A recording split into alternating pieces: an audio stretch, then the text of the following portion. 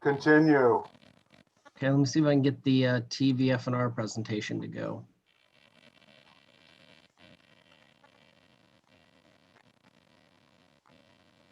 Oh, Jessica. All right, here we go.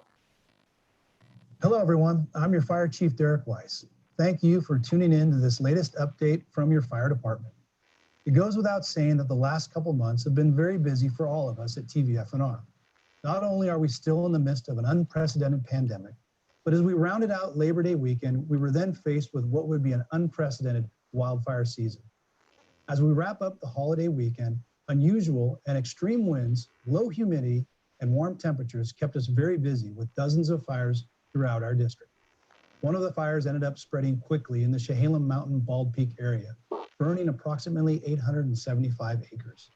Our firefighters worked around the clock battling the fire while still maintaining a high level of fire and emergency medical service to the rest of our residents throughout our district.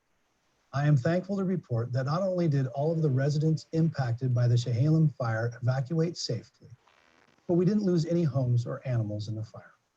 This urban interface fire was one of the worst I've witnessed in my career, and I couldn't be more proud of all the personnel that immediately stepped into action to help with the fire, along with our many partner agencies who provided invaluable assistance. Some may not know this, but once we reached containment on our fire, we were able to deploy crews to Clackamas to assist them on their fires. Upon those fires reaching containment, we then deployed crews to the August Complex fire in California. Firefighters fought that fire and then moved to Northern California to fight the largest fire in California that they've ever had. Our firefighters have all since returned home safely. Shifting to COVID-19, we continue to respond in a high level of PPE in order to prevent the spread of the virus.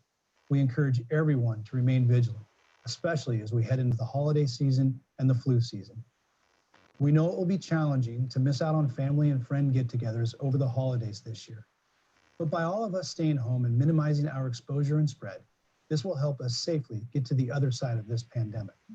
And while you're at home perfecting your culinary skills, we want to remind everyone that cooking fires are the #1 most common fire. Keep your eye on the stove and oven at all times so you can enjoy your culinary masterpiece when it's complete. Thank you again for listening to our latest update. We will continue to provide updates to our community partners in the coming months and are very honored to be your fire and emergency medical services provider. Please stay safe and be good to one another.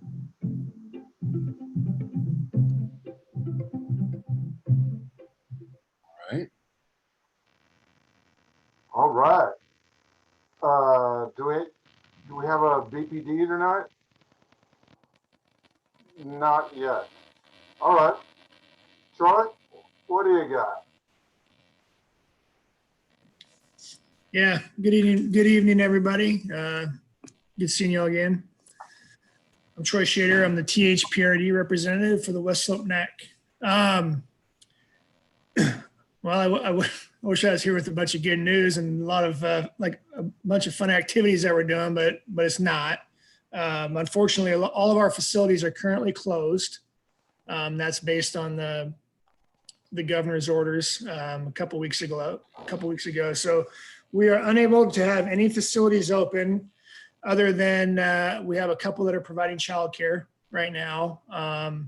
We're currently providing the Meals on Wheels program out of the LC Stir Center. We have a Project Homeless where we're offering some homeless opportunities for folks at the LC Stir Center. And all of our, I guess the good news is that all our parks are open. All the natural areas are open, and they're getting a lot of use still, even in the bad weather. A lot of our fields are still open for soccer, so we're still able to play a little bit there. But playgrounds are open now. Outdoor tennis courts are open. But yeah, all of our facilities are closed, and they're going to continue to be closed until Washington County moves into a lower risk level. So I wish I had a crystal ball and could tell you when that's going to be, but we're all just kind of playing that one by ear.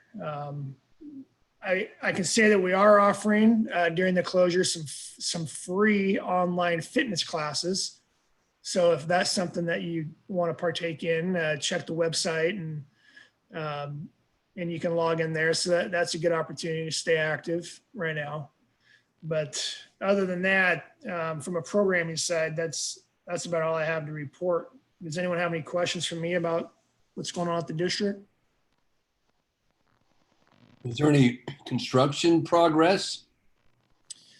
The projects have been limited. We did just finish up in a partnership project on the Fano Creek Trail down by Greenway Park. And that was a pretty significant project that is now open. I can't speak to the details of that one because I wasn't that heavily involved in it. It was done by our Nature and Trails Department, but a lot of wetland, it was a wetland enhancement and kind of, there might have been some work with Clean Water Services in there as well for managing water. Okay. Not specifically the garden property. What's that? Not specifically the property in our neighborhood, which would be the. Yeah, I wish I could give you some info there. I just don't have it for you. Gotcha. Yeah. It's just, I mean, right now there's no funding anyway, so gotta wait for everything to clean up a little bit and see if we can get some money to actually install that park, which would be great. But Exactly. you guys got, I mean, you got serious funding issues just like everybody else. It's going to be a challenge for us for a while. There's no doubt about it, especially when we're not able to be open. I think it's about 30% of our revenue comes from having our facilities open and offering programs. So we're not completely funded through tax dollars. That's a large portion of how we operate, but some of that, our operating dollars do come from our programs. On the other hand, you're still up and running as far as the parks and maintenance and all that fun stuff. Correct. All that is still there. I mean, we've got less resources now, but we have less programs to support as well. So we're figuring out a way to balance that, the maintenance needs with, I mean, in my mind, I think the parks still look really good. And I don't think we've missed a lot there, but yeah, fingers crossed. In the spring, we'll be back going again, full speed ahead. Hope so. Any questions for Troy? All right, well, thanks for coming by, and we'll see you again next month. Feel free to stick around, though. Sounds good. I appreciate you guys having me. Thanks, Troy. See ya. All right, who do we got now? Lili. Hello, good evening. Sorry, I wasn't thinking it was coming up so soon. Thanks for having us. I'm Lili Boicourt with ODOT Community Affairs, and here with me is Jessica Bull, and she's with JLA Public Involvement, and she's working on one of the two projects with me that I'm here to talk about tonight that we've got coming up. So the first one is a paving project that we have on Sunset Highway that will be taking place this upcoming year, 2021, where we're paving from Sylvan to Cornell Road in both directions. And Jessica is going to talk a little bit more about that, and we can take some questions, and then I will talk about a second ODOT project coming up that Jessica doesn't know anything about. That's just all me on Highway 217. So we'll start with the paving project. So here's Jessica to go through those details. And Jessica, I'll bring up the map of the project while you're talking. Sorry, I was muted there. Thanks, Lili. That sounds great. Hi, everyone. Thanks again for having us. As Lili said, that there's a paving project on US 26 from Cornell Road to the Sylvan Interchange, and they'll be paving about 6 miles of road there, along with several on and off ramps. And you can see on this map sort of the location in the darker blue is the ramp paving area. And then there'll also be a number of ADA ramp and sidewalk upgrades at about 25 curb ramps. And this is where the on and off ramps meet the local streets in the project area. So these are sort of the general area where you'll see that ADA work as well.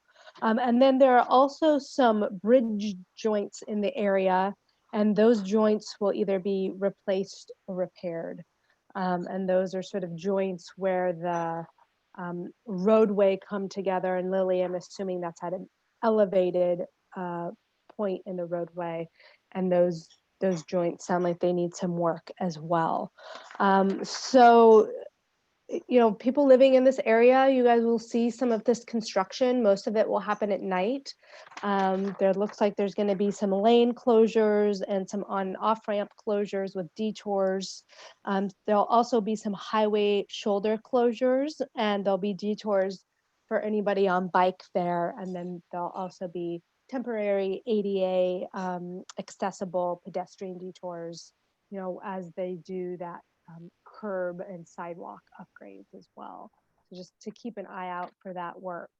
You know, this is going to be starting, we think, sometime next month. We're anticipating in late January. There could possibly be some nighttime noise.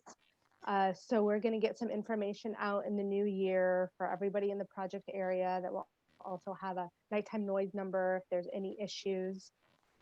If you hear anything, please let us know. And the work goes on for just about a year in this area. But when it's all done, we'll have a new road surface, and it'll just, you know, overall improve the quality of that ride. It'll be smoother for cars, and the bridge joint work will strengthen it. And then also the upgraded ADA, which it sounds like it needs to be done throughout that project area.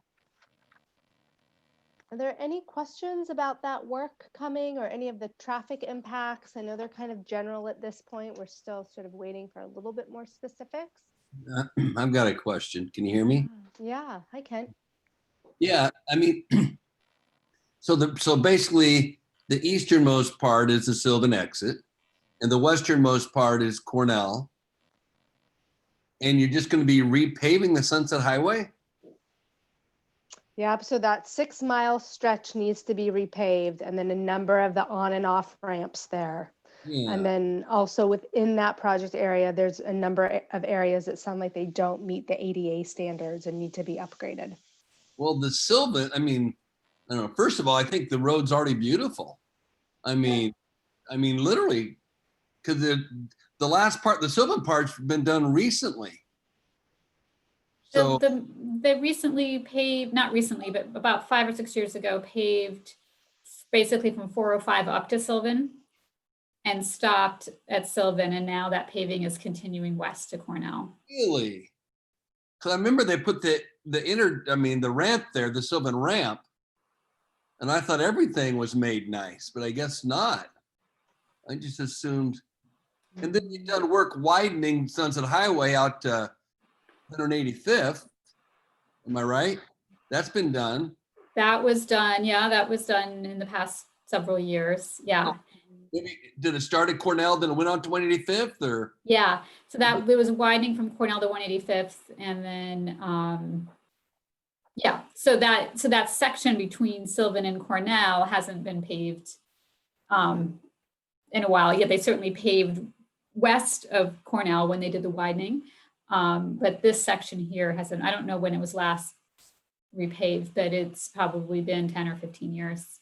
Okay, so what necessitates a repaving? Like holes or potholes or?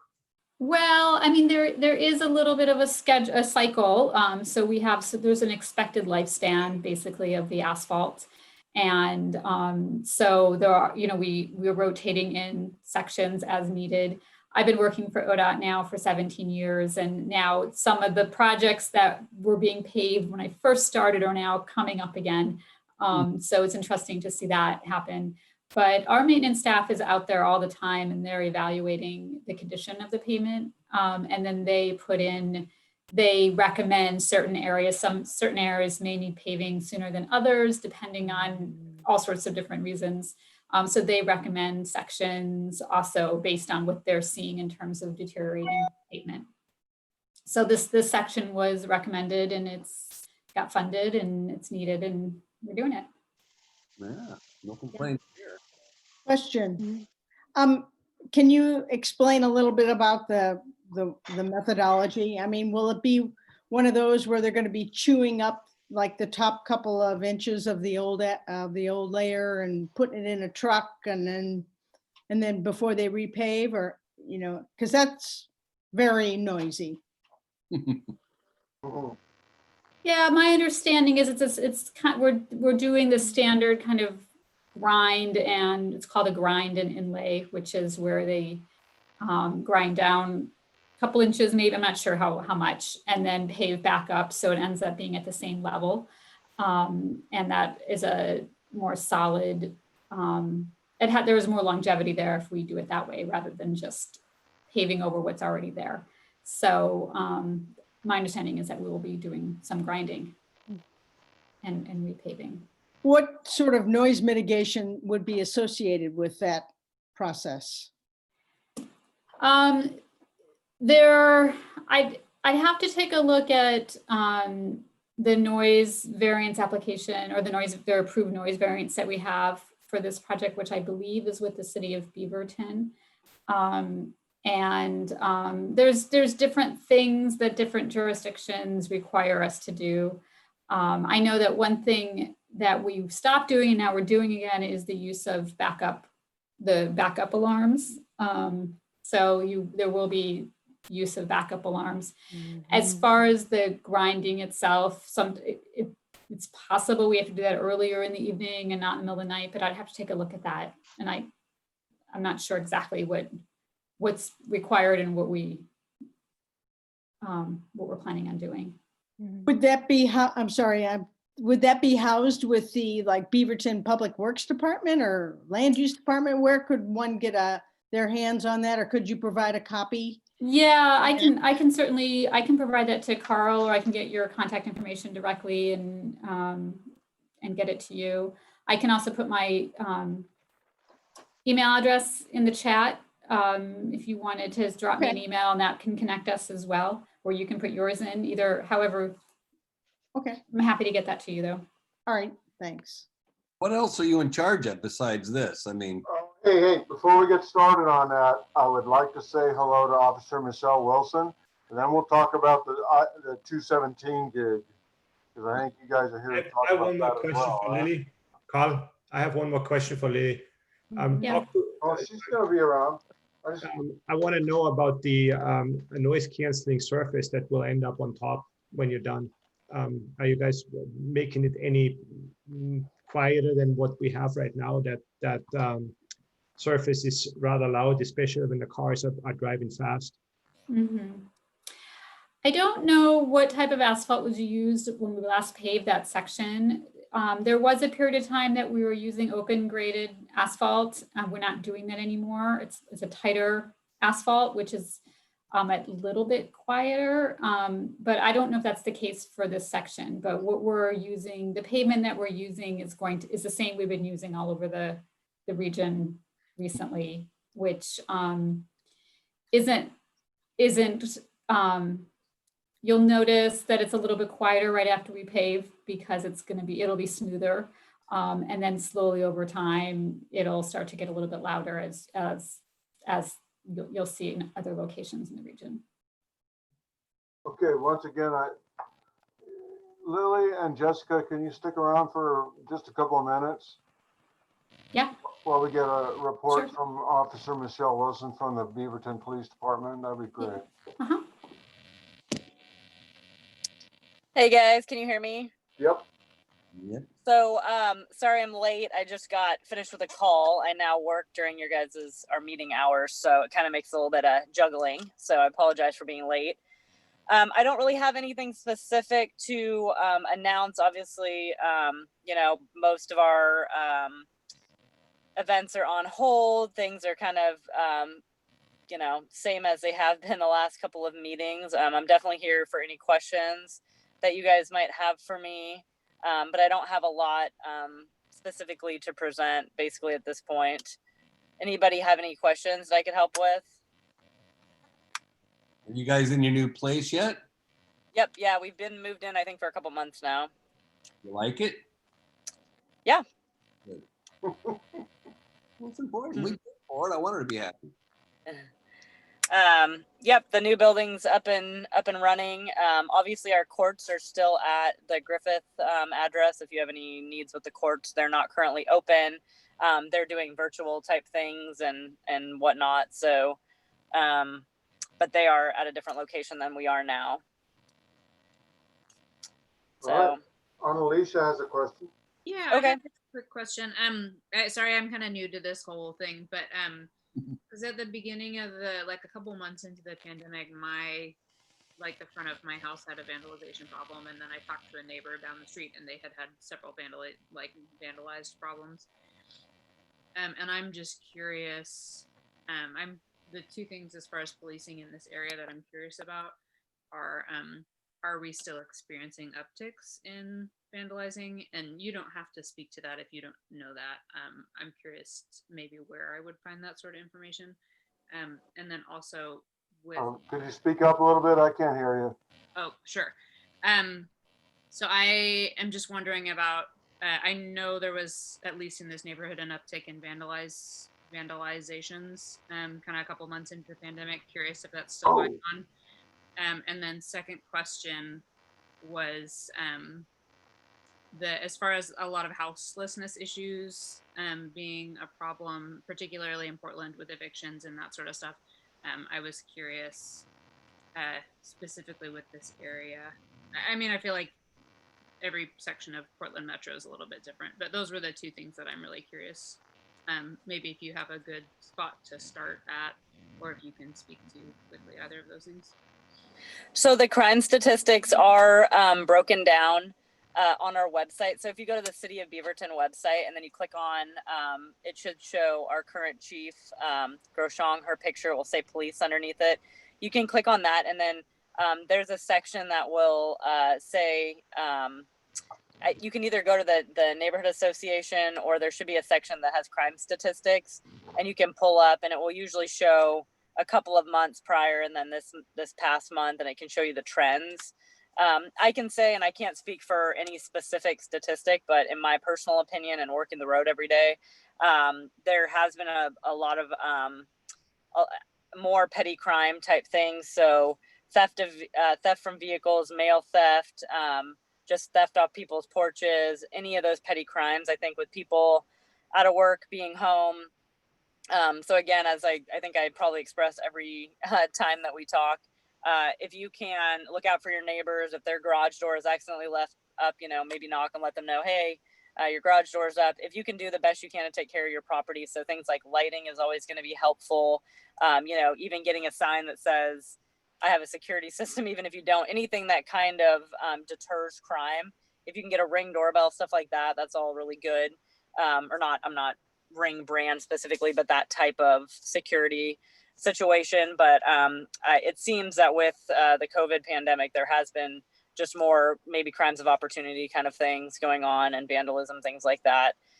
To your second question, I can't speak at all for what Portland's situation is. I know here in the city of Beaverton, we have a couple of shelters going since the pandemic hit, which is housing people that are non-symptomatic.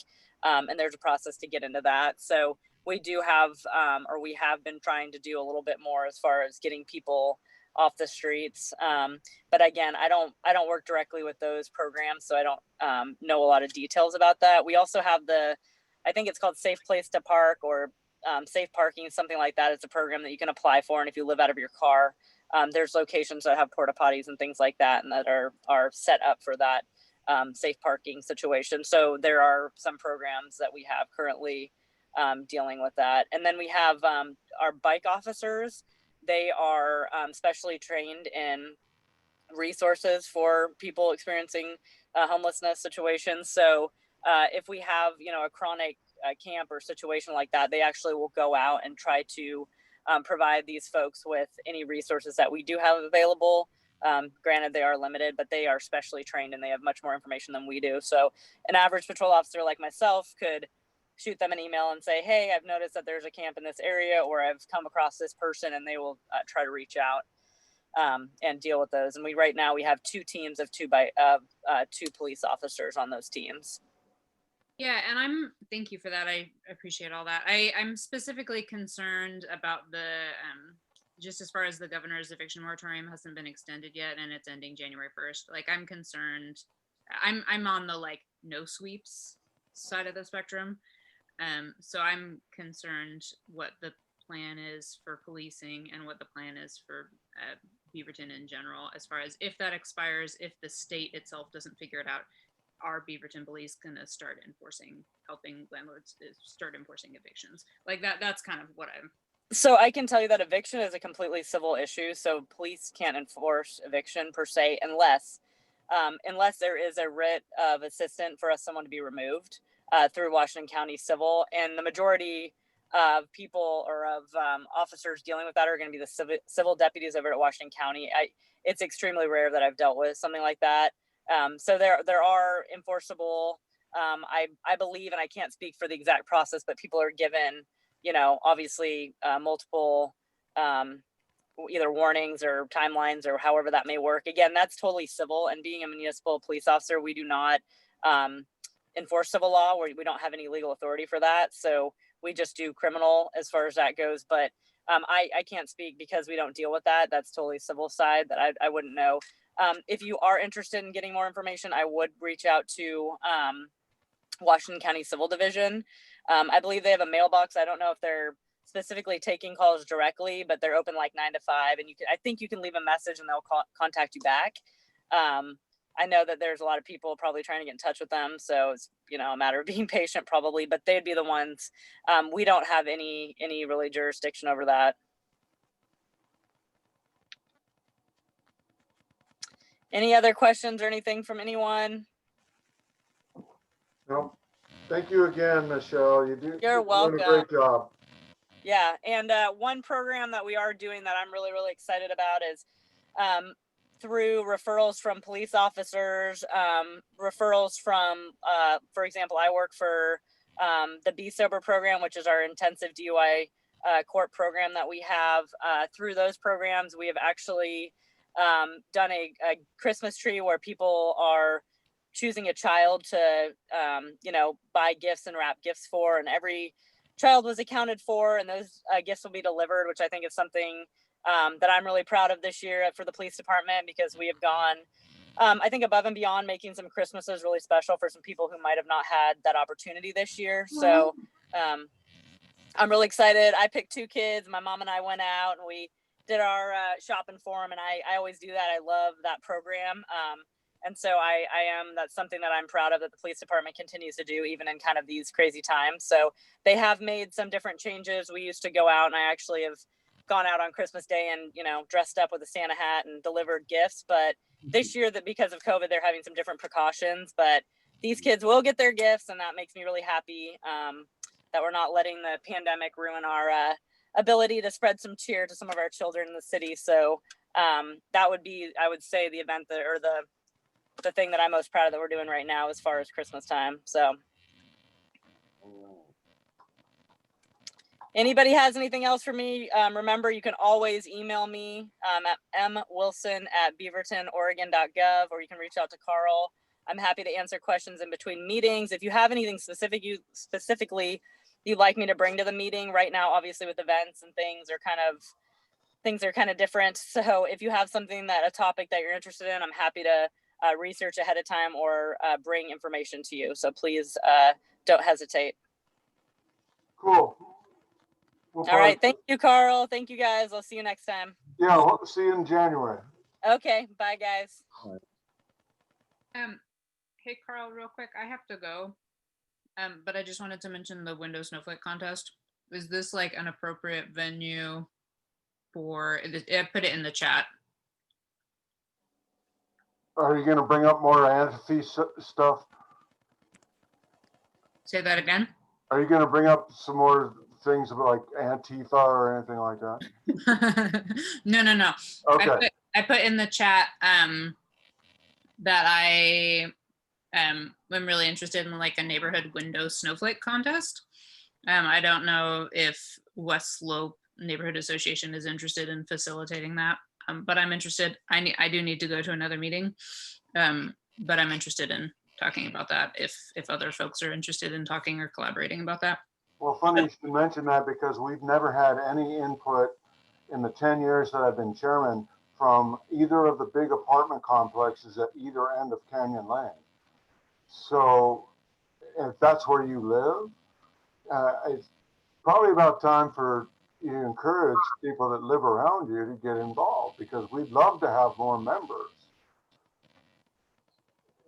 I'm sorry, I think you live in an apartment either at the end of Canyon Lane, right where it hits Canyon Road, or just across the street.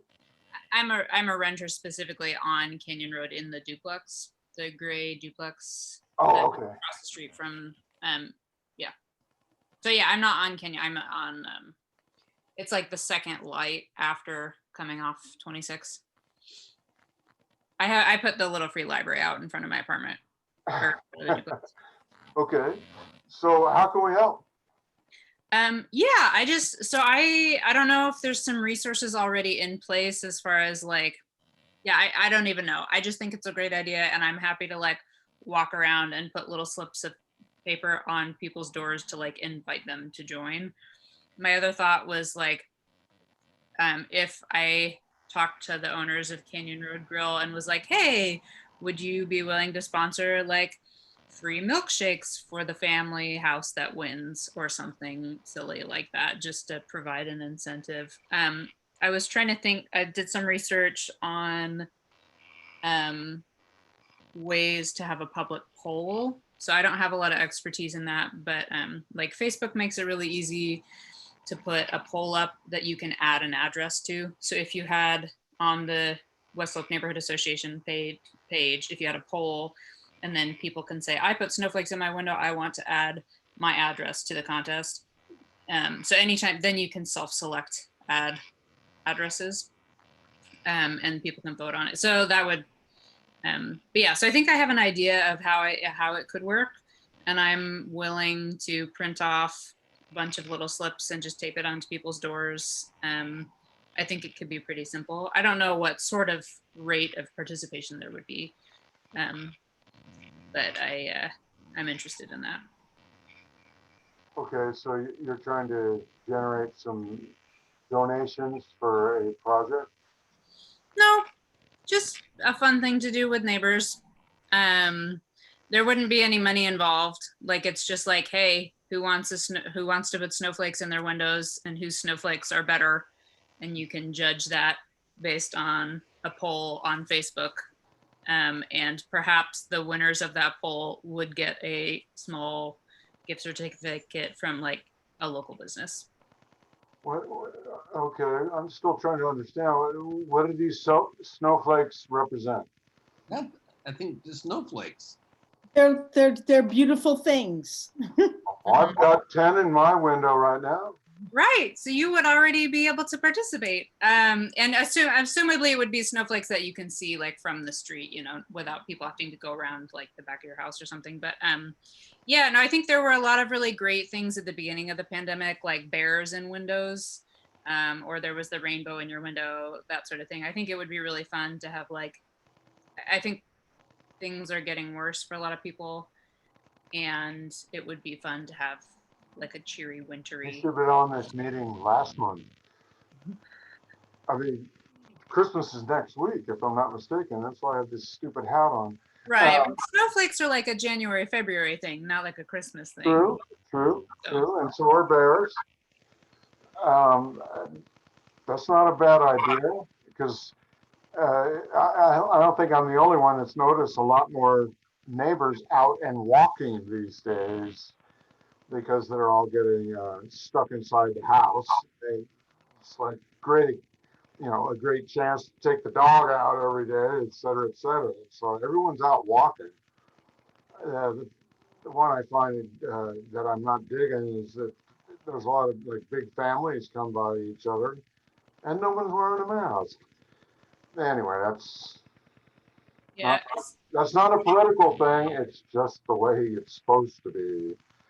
So what's the best way to open collaboration with folks? Do you guys have like a listserv? Like if I wrote up a blurb and sent it to somebody, could you send it out to your listserv? And then if anybody wanted to participate, they could like email me back and we could collaborate? Does That's a that make Miles sense? question. Yeah, Annalicia, I sent you an email. We can, Oh, okay. I can talk about more about it with you tomorrow or by email or by phone, whatever's easiest. Just shoot me an email. Thank you. Sorry for interrupting the agenda. I gotta go, but that's perfect. Miles, I'll email you back. Just a quick comment. There was a neighborhood, and Miles may know, that they did a Christmas light display contest. So it's sort of a similar idea in that people voted then for their favorite Christmas lights. So I think it's a great neighborhood project. I think it's a wonderful idea. I think it's just a matter of letting people know about it. And yeah. Yeah, we have some different ways to do that. So we can talk tomorrow or when it's convenient. Okay. Nice Does to meet anybody you. notice at the zoo, they did that, they're doing the drive-through zoo lights this year instead of walk-through. And they're making more money than they would with people just walking around. They're making a lot of, they had to rebook a bunch more days in order for people to get up there and drive through instead. And it's working out quite well. Yeah.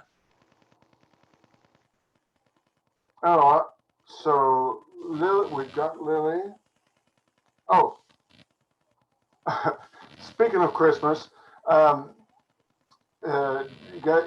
the dog wash across the street from the post office? It's the people bought that property and they're going to change it into a funeral home / crematorium. Are you serious? I'm not. It is kidding. not, it is not a crematorium. It is, Well, that's what they said on their list. The guy I talked to this afternoon. it says specifically it is not a crematorium. All What It is is it? right. Anyway, It's a funeral business where you go in and talk with a person about making arrangements. oh, they're not going to be firing up the barbecue? Okay, well, that's not what I heard. That's an interesting business. Anyway, yeah, it's a different business instead of a dog wash. Oh yeah. Ay, ay, ay. All right, so, but they called me specifically for me to bring this up at this meeting. So, what do you think? Have a representative. Oh, so they've already paid? They're already committed?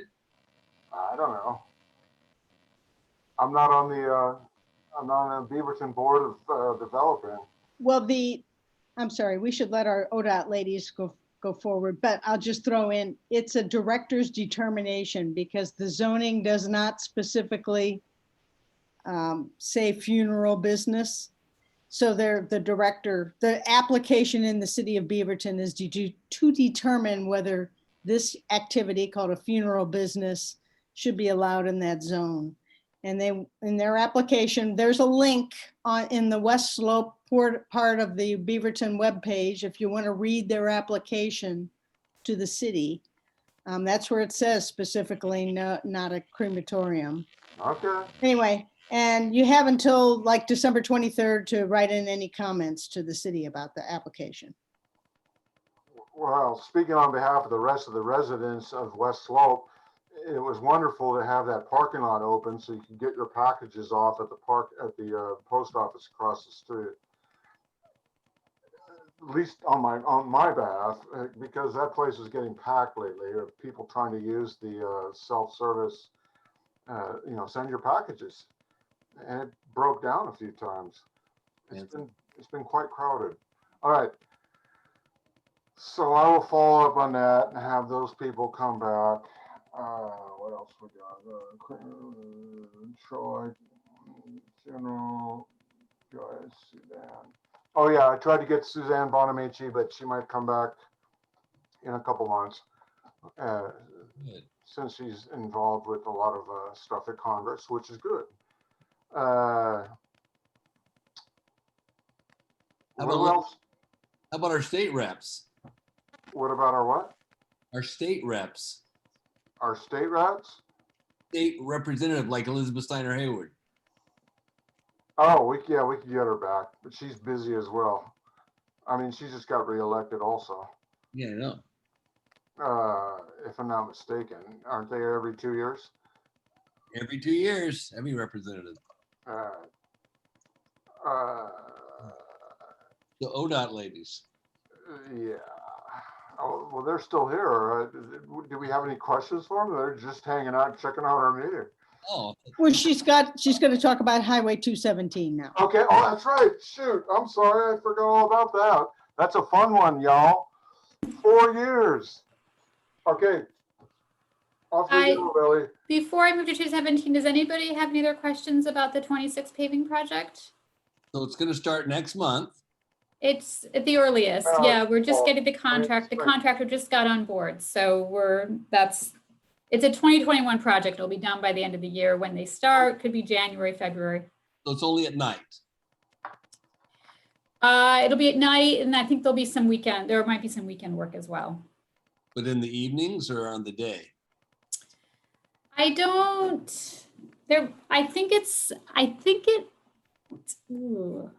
It's nights only what's that?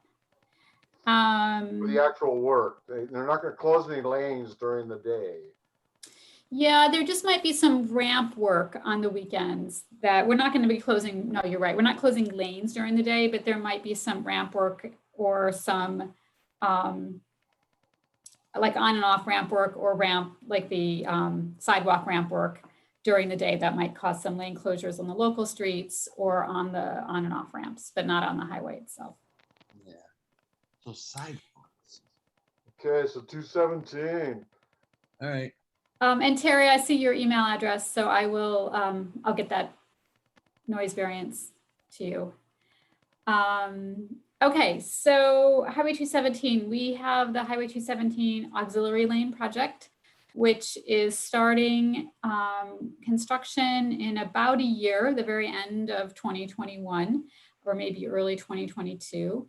And this is a 4-year construction project that's been a long time coming. I'm sure that a lot of you are pretty familiar with 217's shortcomings. There's a lot of those issues stem from the interchanges that are really closely spaced together. So there's a lot of merging happening.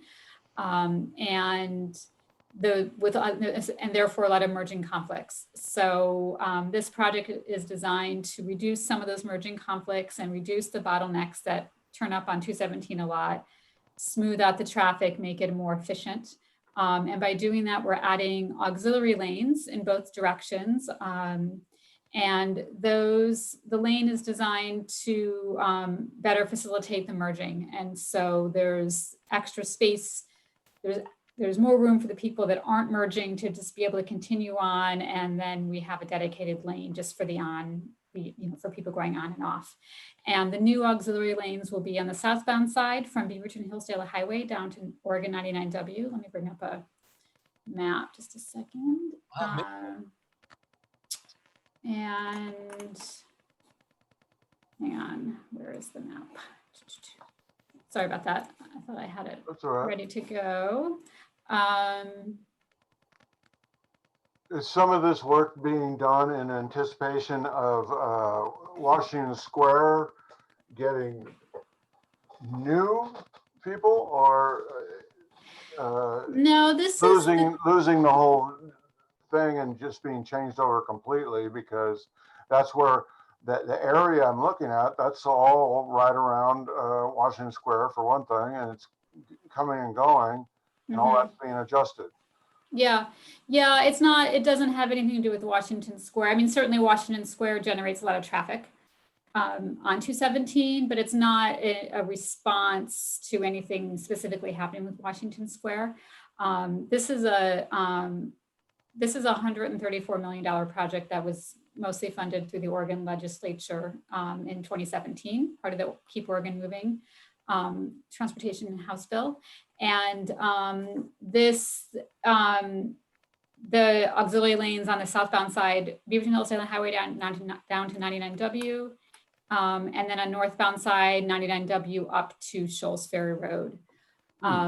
We are also making some changes in the Allen and Denny interchanges. Those are on the southbound side only. This is a spot where we see a lot of bottlenecks, a lot of emerging conflicts. Those ramps are really close together. So we're actually removing 2 ramps and building a frontage road to connect the 2 interchanges together. What you see, it's very similar to what you see between Canyon Road and Beaverton Hillsdale Highway to the north, where we connected those 2 interchanges together. So ultimately, we're going to be closing the Allen, again, this is just the southbound side, the Allen on-ramp and the Denny off-ramp. And we're building this new road here, just the one-way road that will connect the two interchanges to get between Allen and Denny. And that allows us to remove 2 ramps from 217, which reduces the amount of merging needed and should improve the safety and reduce crashes. So that's a big piece of the project. We are also, this is farther from where you guys are, but the Hall overpass here down in Tigard by 99W, we have to replace it and widen it because with building the auxiliary lanes underneath, we need a wider structure here. So this bridge will actually be out of commission for 6 months during construction, and there'll be a detour in place. We will be building a temporary bicycle and pedestrian bridge across 217. So for people walking and biking, they can still get across on Hall, but all vehicle traffic will be detoured around this closure for that period of time. There's also, we're building 4 sound walls, these green lines here along the highway. And we're making some bicycle and pedestrian improvements. The biggest one is we are widening Hall. The Hall goes over 217 twice. So it's down here in Tiger, then it goes over again 217 right by Washington Square.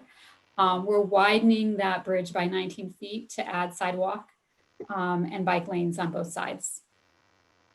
So, yeah. Is this going to make it go faster? I mean, or just safe? It's not about speeding people up. It's about having a safer highway. And right now there's a lot of crashes. There's a lot of what we call near misses. A lot of, as people are trying to get on and off and they're jockeying for position. And we're seeing a lot of bottlenecks and a lot of inefficiency. So it's very unpredictable, right? You don't know where you're going to get. You get on 217. Is it going to work? Is it not going to work? And that is, we're trying to make it a more predictable, efficient highway and a lot safer. It's really rooted safety. Ever going to be part of the picture? Is widening ever going to be part of the pictures? You got cut off a little bit. That is not in the plans. No, we studied that for many years. We collaborated with Metro on how can we widen 217 and the whole thing. And it came up with a $1 billion price tag.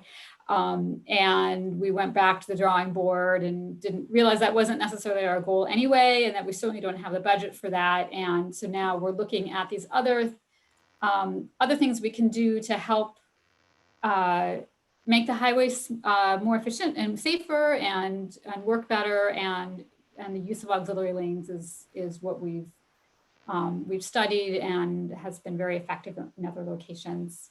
And we're doing it here. As long as you're tearing it up, can we get the Chapel Street name changed?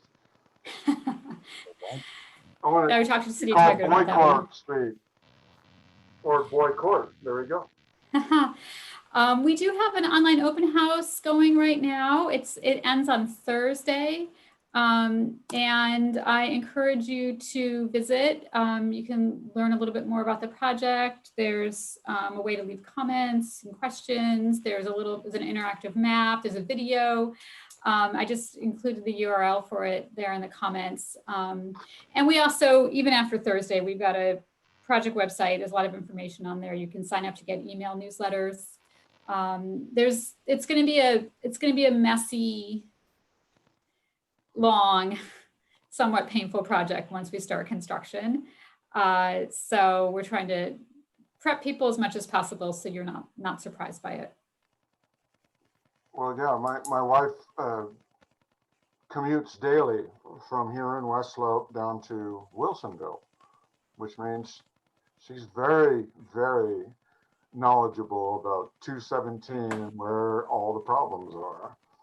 But she Yeah. boogies out early so she can get to work, and then she comes home after Yeah. all the cluster. Mhm. But she's not looking forward to this at all because she's going to have to use 72nd and all kinds of shortcuts in and around that area in order to get to work every day.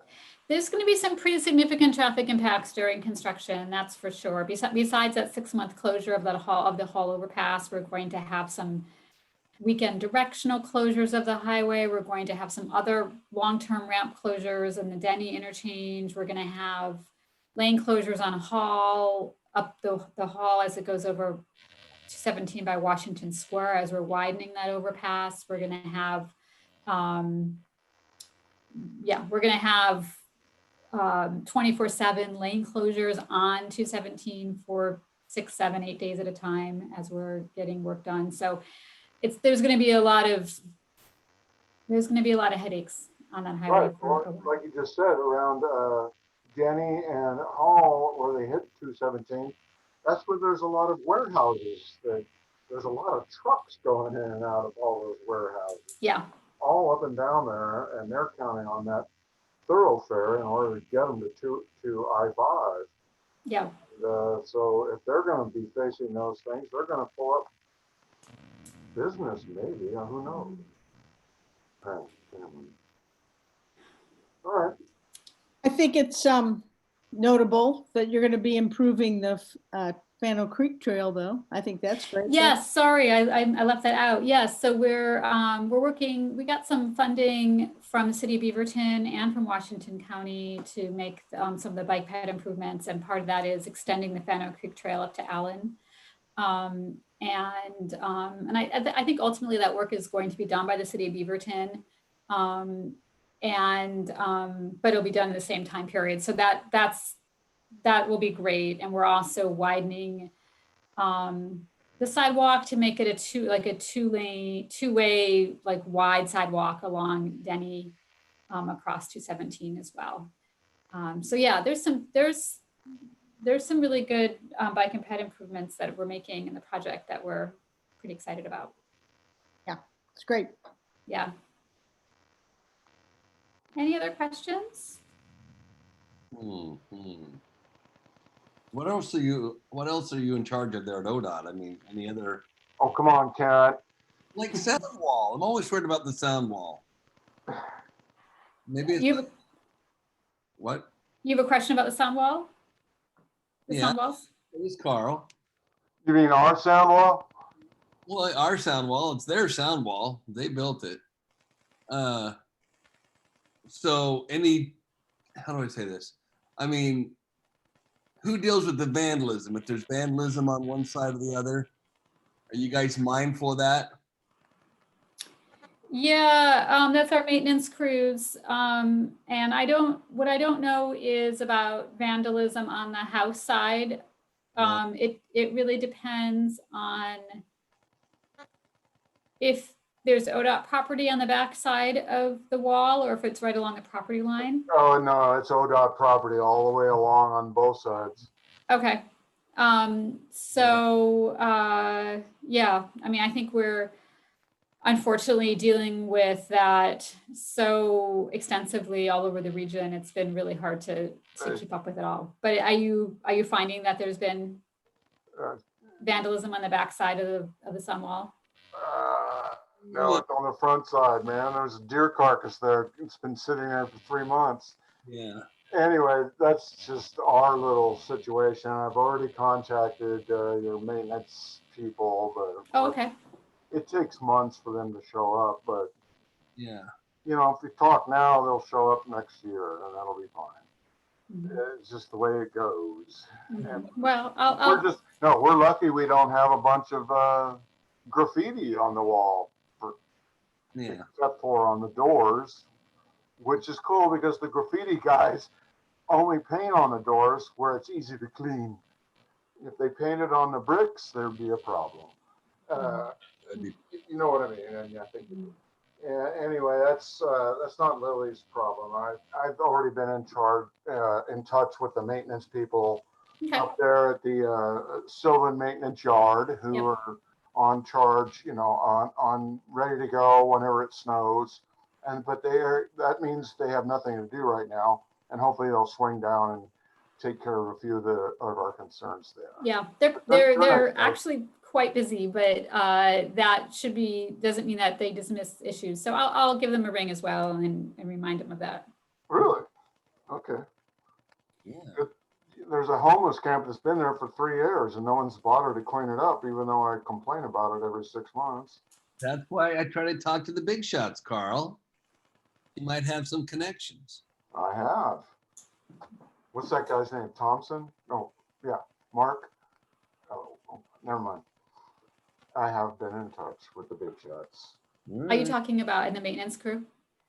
Oh, especially when they were building the sound wall next to Kent's house and my house, when they were doing all that action. And yeah, that's how I talk to you. Mm-hmm. But lately, yeah, there's been no effort to do any kind of maintenance on the ODOT property, except for the one part right next to my house where they tore everything out, except for the trees that were supposed to be taken out, which are still there. Anyway, I'm not even, this is just too menial. Yeah, I'll give them a ring. And I know them. anybody got any general questions for the upcoming 26 renovation and the 217 improvements? That's 4 years. There's a lot coming up. Yep. Yeah. So, and we're getting this paving project done on 26 before 217 starts. So that's, it'd be difficult to have those two coexist. Yeah, it's not even until next year. They haven't finished the engineering and everything, right? Yeah, we're just wrapping up engineering now. So yeah, take a look at the online open house and don't hesitate to get in touch with me if you have any questions. I'll be on the project for a long time. Okay, well, can we talk to you again when everything and all the engineering and the exact planning and the timing Yeah. is in place? It'd be Yep. great if you come back. We'd be happy to come back. Yeah, in about a year from now, we'll have the contractor on board and we should have a better idea of the sequencing, like the order of things, because there's so many different parts to the project and a little bit more about the specific traffic impacts. So yeah, we'd be happy to return and talk through those when we know more. Cool. Yeah. Any other questions for anybody?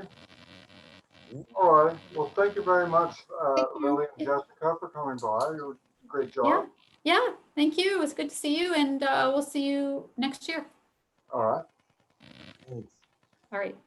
All right. Anybody else got any questions in general purpose for the neighborhood? In fact, I do. Of course you do, Dieter. I do. I wanted to ask for a moment of remembrance for my neighbor, Tom Ficklin at Southwest 83rd, 2510, who passed away on December 5th. We'd be happy to do that. Let's give him a minute.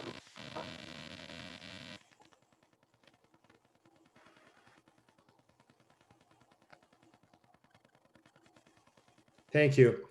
On a related note, I have to say it was very impressive since it basically happened right in front of our house. The response of EMT, fire, and police was exemplary. I thought there was like a major crime going down, but it was just what these people do to try to save somebody's life. And you see the crews running into the house with defibrillator and all kinds of medical equipment. I think, as Carl said earlier, I think we should recognize that some people on the front lines are doing more than their fair share in this very difficult time. So it's great to have them around, and it's great to have them at our meetings. Excellent. Yeah. Cool. Hey, Carl, what did you say is going on at Washington Square? What's the deal there? You said What's something, that? Carl. Where'd you go? Oh, there it is. Can you hear me, Carl? Yeah, I can hear you now. What were you saying about Washington Square? What's going to happen there? Well, Sears is already closed. When's the last time you were there? So what's that to do with the traffic? I mean, and are they going to be, they're not tearing it down or anything. But nothing new is going in either. Oh, okay. Yeah. Okay. You know what I mean? It's just vacant. It'll be vacant. Who's gonna, that Sears building itself will probably be split up into several, who knows? Yeah. I don't know. But yeah, I mean, Washington Square had those, it's got the Shoals Ferry exit and it's got the Greenberg Road exit. Yeah. And everything wraps around it. So if they're going to start adding lanes, and then they're going to take out a couple of those, that I think it's the one, they're going to change out, and you got to read the map that we got from Lili. They're changing out, and they're changing a couple of those on-ramps just to be a continuous side road instead, like she said, like we have here in Beaverton, to where you get off the highway, and then you got to go across Beaverton Hillsdale Highway, and then you go all the way up.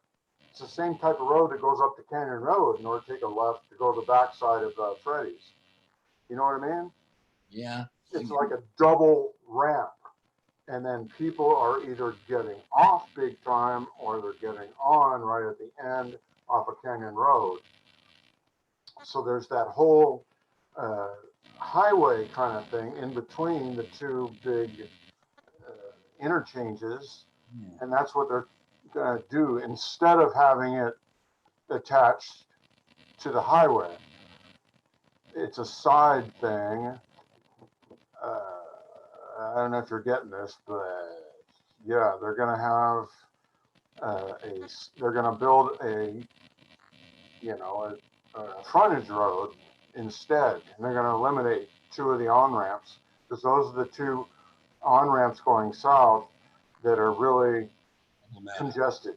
And then that causes congestion on 217. If they bypass that, so people can go from Denny like all the way to Greenberg, instead of having to get on the highway right there, it'll eliminate a lot of the congestion, is their idea. Yeah, let's hope so. Well, take a look at the map. That's their idea, It's a ways out. It ain't cheap, and like I said, it's going to take 4 years of having to work around the work crews and the paving and all that fun stuff.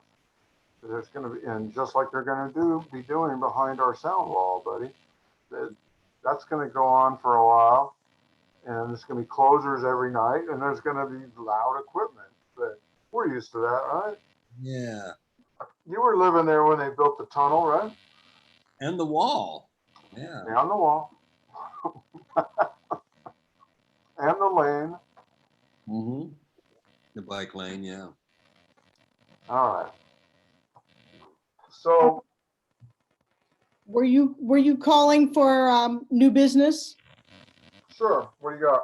Our old business? I was supposed to report back from last month when we talked about the potential for a shredding event or using a matching grant to have an event in our NAC. And I looked into a couple of things.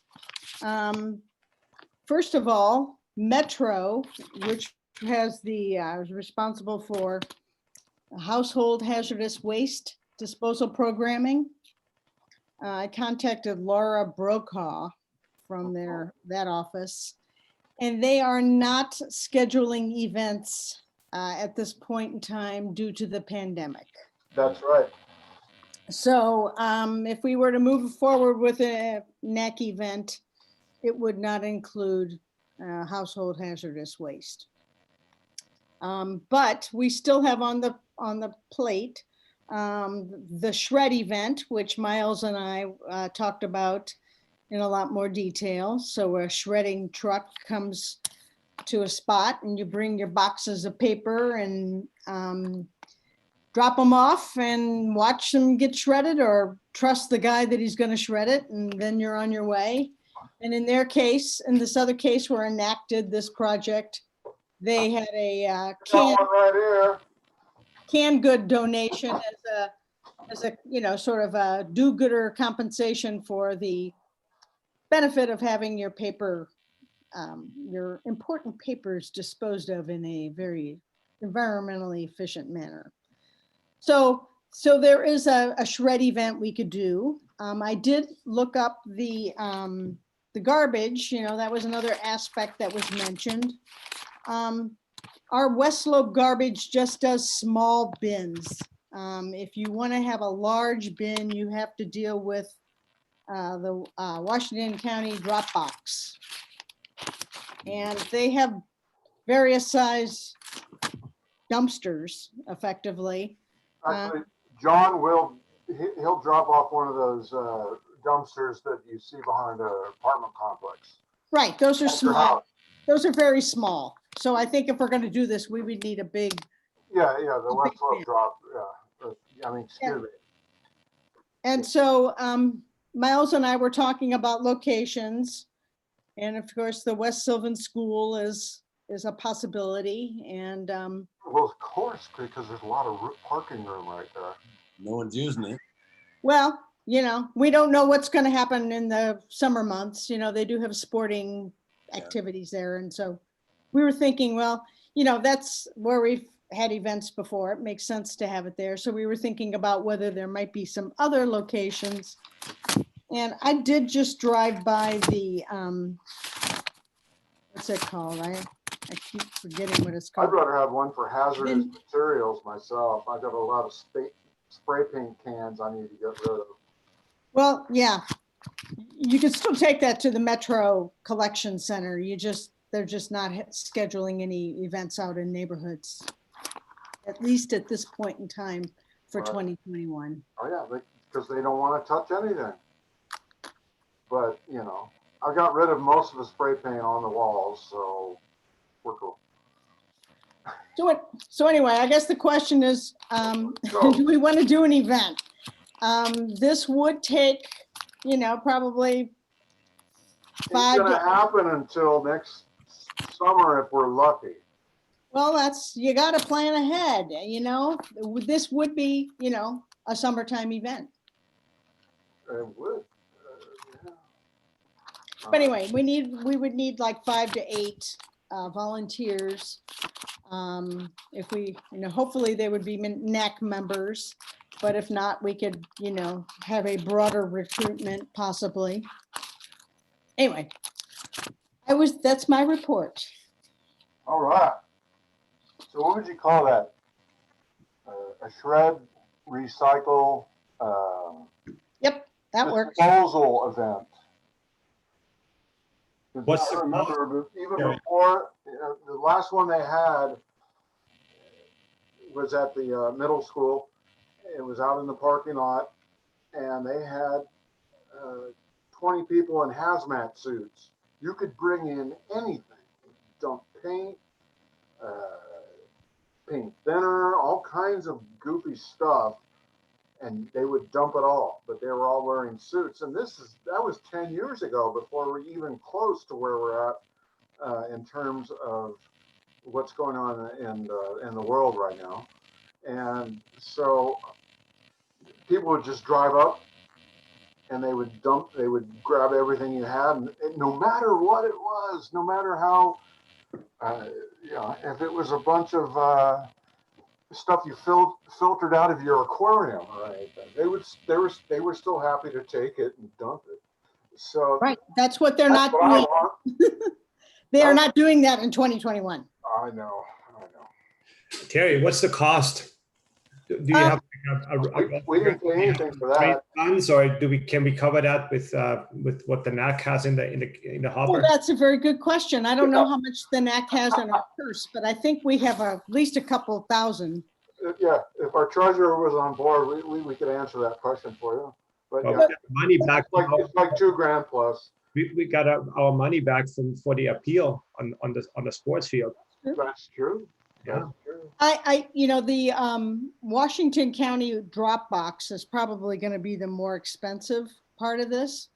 And that it has a delivery fee, it has a haul fee, and then it has a dump fee.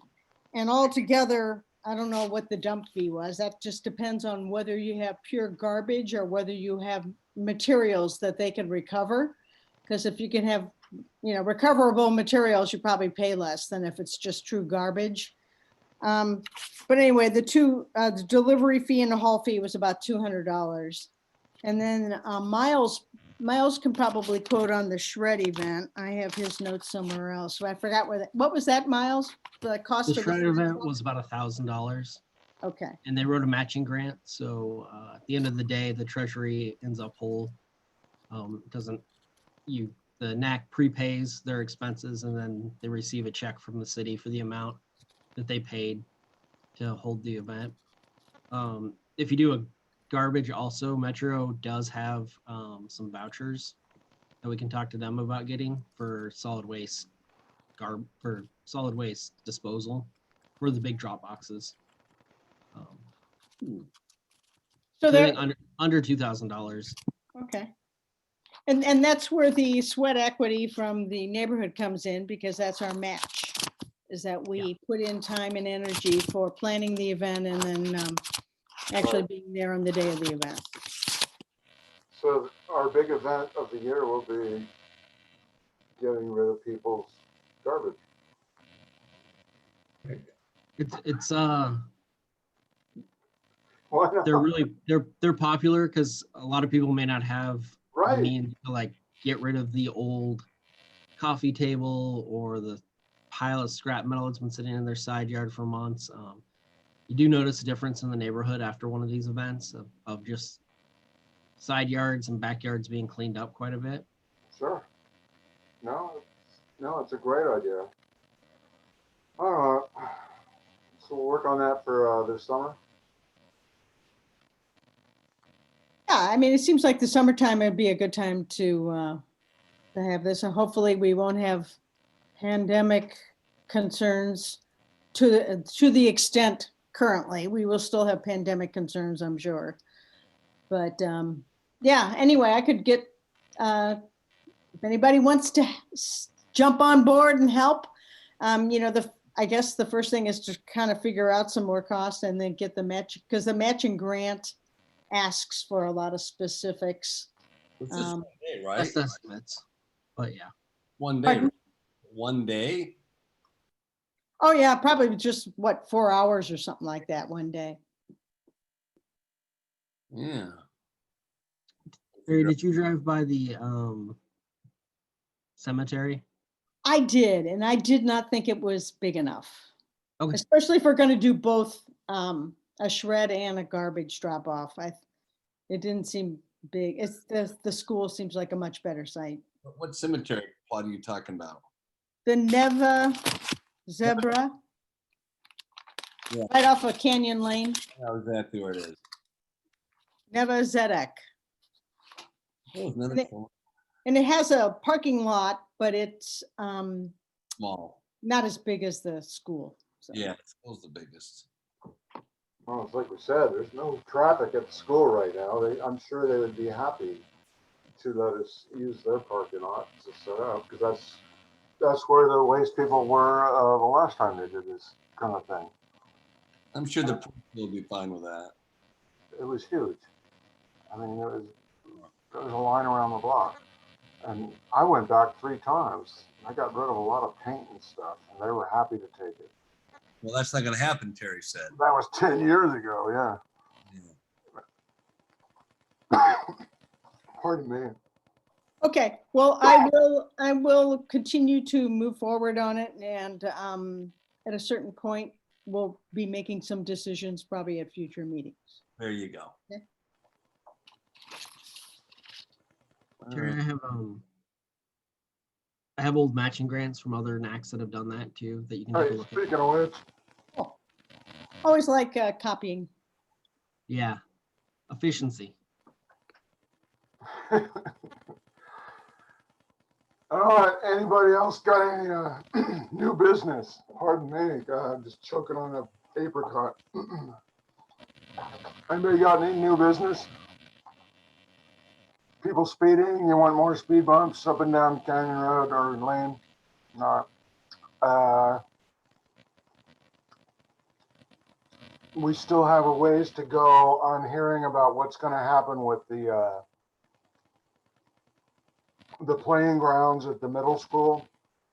That I talked to, I think her name's Heidi at the Portland Public Schools, and they were supposed to be at our meeting, but they said, hey,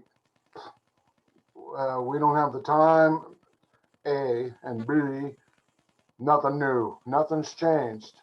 There's not going to be any kind of work yet until it gets into the budget. And that budget has yet to be approved for next year. And they're all going to, the Portland Public Schools district for all the schools is going to be very tight. So they might not even attempt this thing they've been talking about, which is how I met Dieter and Chris. Yeah, Heidi, that's her only, Bachman, that's it, right? And her only message was nothing's changed. Just tell them nothing is going on. Nothing's going to occur. Nothing is going forward. So that's the message from the Portland Public Schools. Nothing. Nothing. I even tried getting a hold of I tried calling the principal because I've talked to her before a few times. Yeah. And hopefully she could just drop in for 10 minutes tonight, but never heard back. So I'll try again for next month. She's a nice gal. There is a time limit from when the application was approved to when they need to start doing some kind of work. As far as City of Beaverton, you mean? Yeah, otherwise the process starts all over. Interesting. And I think it's 2 years, but does that sound right, Terry? But yeah, the way things are going, they might use up the whole 2 years trying to get this thing together because of the way they're going to have to refinance. Let's put it that way. I mean, they had it all ready to go, but all of a sudden they've run into the same logger jams that every other government agency is going through right now. And okay, so like I said, I tried 2 months in a row, and she said, "Oh yeah, we'll come by." But then she, I talked to her just last week, and she's like, "Yeah, I got nothing to say. Just tell everybody nothing's changed, and that's it." And you guys all got that message by now. Anyway, we will still have our meeting next month. I won't wear this annoying hat. Okay. And then, so Troy also told us tonight from THPRD, nothing's changed for them. He will let me know. We spoke this afternoon. He will let me know when and if some of their facilities start to open up, and he would be glad to come to the meeting at that point to say, yeah, some of these parks or aquatic centers are, as soon as more people get the vaccine, which, we all crossing our fingers is going to work out. So he'll be coming back at that point. And then we had Officer Michelle, as you saw. She's doing a great job keeping up with what she wants. She'll be back next month. And then we have TVF&R. They keep plugging, but yeah, they don't have the time to stop off for something like this. They'll probably just give us another virtual, a double virtual, a CD inside of a broadcast. And Trying to think of who else. Because that takes care of that. And they're almost done building those houses down here on Southwest 75th Terrace. I might be able to get, what's his name? Beege, yeah, Mike Beege. We'll see if we can get him back here and tell us how that went and if it's getting wrapped up. That would be kind of cool. Be a good thing. Any other ideas that anybody else want to talk to? You're talking about agenda items for next? Yeah, I'm talking about next month, yeah. Okay. I just have a different topic, so I'll wait. Oh, Carl, that new business, that cemetery business, it'd be nice if they could come. I just brought that up and we already talked to it. No, but I mean, if there's anything else that's going in, I mean, anything else you know of? No, they sent me the notice right up straight up in the mail. Okay, all right. I didn't take my dog down there to get it washed and find out it's going to be put away. Put away. It's a the company that's proposing it has been in the Portland area forever. They're on Hawthorne, and there's like a beautiful old house that's a funeral parlor, and they're having to move. I think because they're redoing the road right there. I think it's called Holman's. Yeah, it's on like 26th and Hawthorne. Yeah, Right. so that's the company that they want to move to this side of town to be closer to their clientele. But that's a huge building though, and that little dog wash is small. That's the only one. They're not doing the whole mall. Yeah, they would just have kind of like their showroom where you go in and talk about the services they offer and look at caskets and other types of things you need for that. And then I'm not sure where the crematorium will end up, but it won't go in that area. The zoning doesn't allow it. The one on Hawthorne's going to close down. Is that what you're saying? Yeah. Yeah, Really? they I have thought to it was more people are dying, so they need to expand. Oh, okay. Carl. Ah, well, I mean, it's right across from the post office. Yeah. A lot of foot traffic. Anyway, I got their information. We could have them come by and say, because I think they might be required to say hello because if they're a new business in the neighborhood. Well, nothing else is going away or coming in. Is that as far as you know? Somebody's up. Let's think of who. I'm trying to think. All the people in the strip mall are hanging tough. You know, the soccer place is doing okay. Liquor store's staying there. Computer guys are hanging tough. If you guys don't know, those guys are super cool. They do the best work, and they also recycle all your old computers, and they'll wipe out your hard drive or whatever you need, and then recycle your laptop or whatever they got. They're very nice guys. And then the barbershop, I think, is trying to stay open. I've seen them giving haircuts. Edward Wadsworth is still open. Well, I haven't had one, so but I would still stop by if I needed one. As far as development, there's no new development proposed. That's what's up for lease is the old fire station now, all of a sudden. The old what? The old fire station. What about it? Yeah, there's a big sign saying up for lease.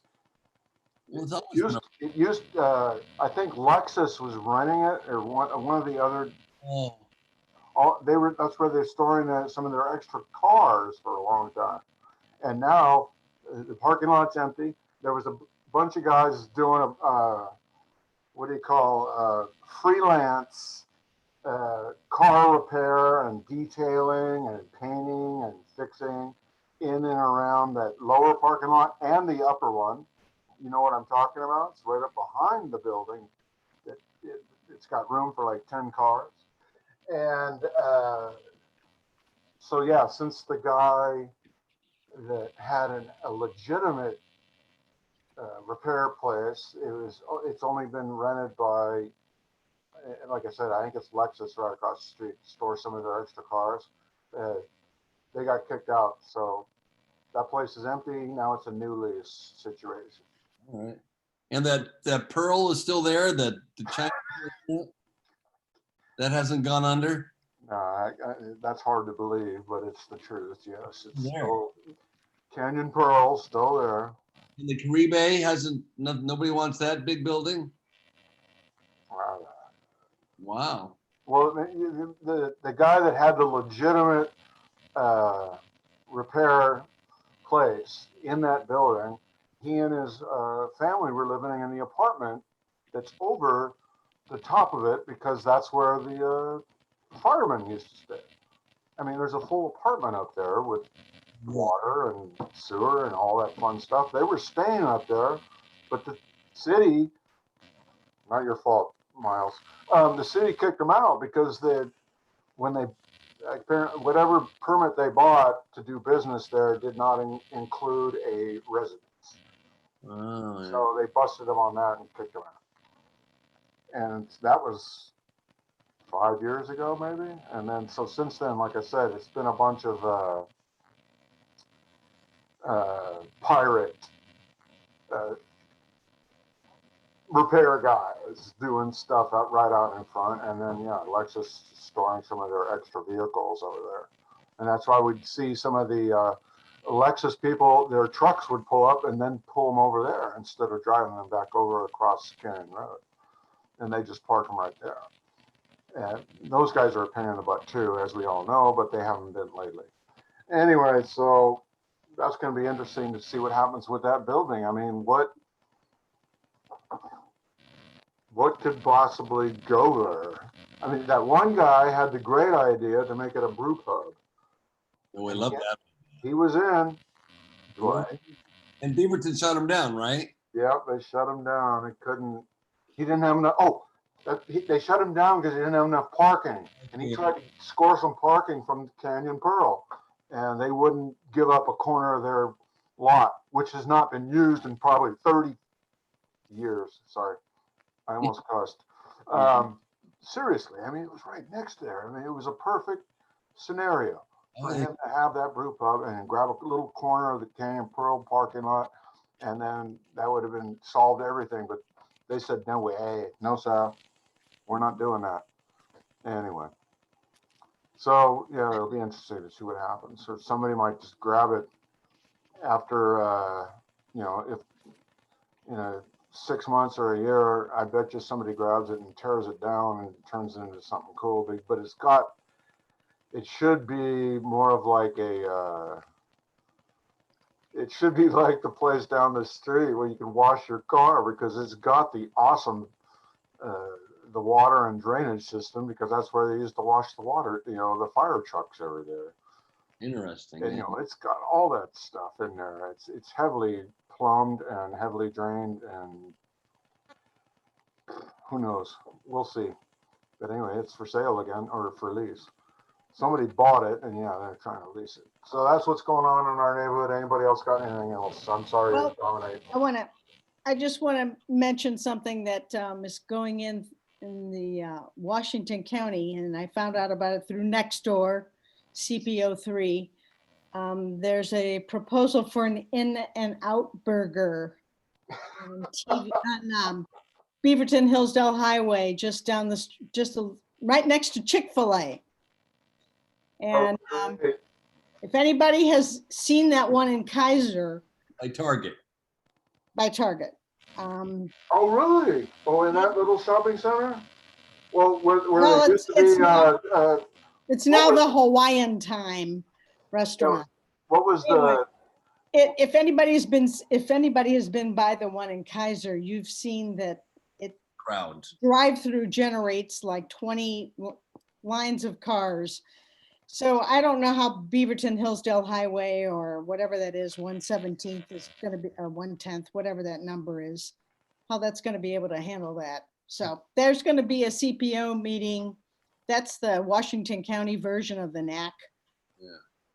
It was scheduled for December 22nd, and I've heard that it's been moved to the 28th, but I have not seen any official Zoom meeting.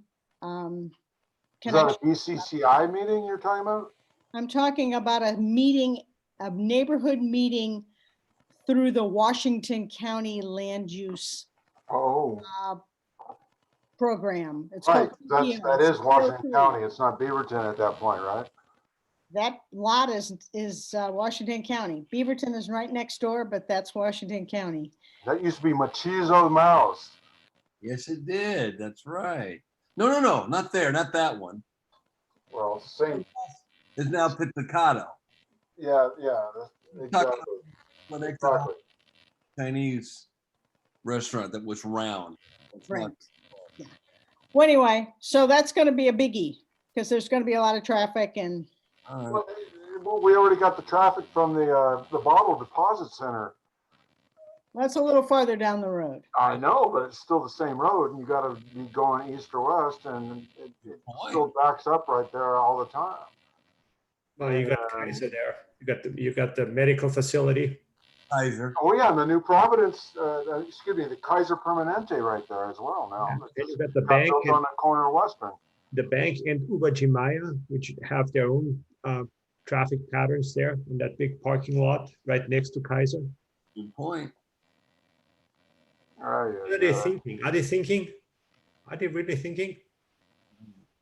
They're having a neighborhood meeting. So yeah, I think that they want to move. They say they want to move to Tualatin and they want to move to Beaverton. And this is the site they've picked in Beaverton. I think there are plenty other sites that might be better able to accommodate the kind of traffic. As if there's not enough fast food in that neighborhood already.